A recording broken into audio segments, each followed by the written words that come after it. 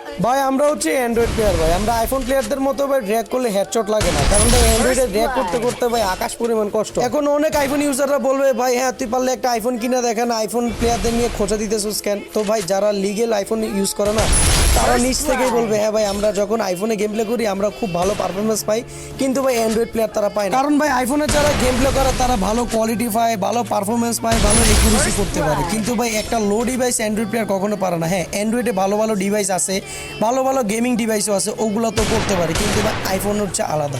IPhone আপনি যখন খেলবেন না কখনো আপনার রিকোয়েল প্রবলেমটা ফিল করবেন না, করবেন মাঝে সময়, কিন্তু ভাই অ্যান্ড্রয়েডে মাঝে সময় আপনার এমন ল্যাগ দিবে আপনি মানে না চাইতেও আপনি মোবাইলটারে একবারে ফেলে দিবেন, না হলে একটা আশা দিবেন।